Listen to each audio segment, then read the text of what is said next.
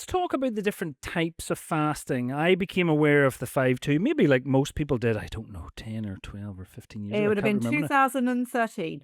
Yes, wow.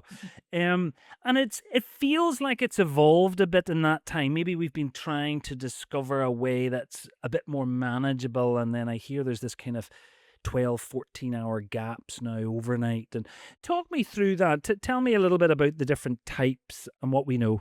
My understanding, so the two popular types of intermittent fasting diets, and there's one that's less popular, which I will mention.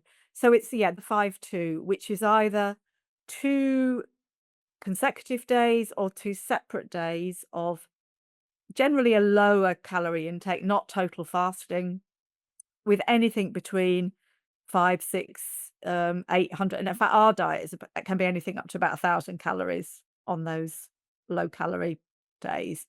And then you've got 5 days of healthy eating. Very important. Don't believe all the hype about you flip into eating burgers and ice cream. And one of the really interesting things about, certainly in our hands, and I think it's because people have been doing it to try and lose weight. We've had a lot of success with that 5-2 diet where we do 2 consecutive days together.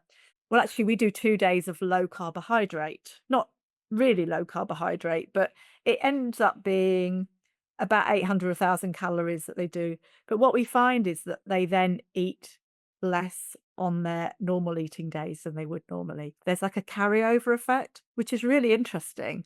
Not everybody. Some people go, God, I've done my diet days, I'm going to eat more. But most people feel, yeah, they kind of learn a little bit what hunger and satiety is. And so that's one type of diet. And then the other one, which is probably more popular now, is this idea of time restricted eating. So this idea that if we reduce the window of time we spend in the day eating. So at the moment, I think the average is about 15 hours. So, so people spend a lot of time eating, and breakfast is called breakfast because it's breaking fast. Now, for a lot of people, it's not breaking that much of a fast because they might have eaten, depending on what time they go to bed, they might be up watching things on their phones, eating till small hours in the morning, and then they might get up at 7 and have something to eat, and they've probably only not eaten for a few hours. It's not given the body long enough to do all those processes we were talking about earlier. So the idea of time restricted eating is that you eat all your food in a window and you have a longer spell in the day when you're not eating at all. You can drink like no calorie fluids. And so people think there are potential those metabolic benefits I was talking about, so maybe it helps when the body's in a fasting state, you get all that positive, you get ketones, which might have an antioxidant, anti-inflammatory effect. You might do all that housekeeping and clean up all those bad cells. But it depends on the length of the window. So in terms of weight loss, if you're overweight or obese, the 5-2 does help. If people can do it, it can help people control their weight. But it's probably no better overall in a population than a standard diet. There doesn't seem to be a massive advantage.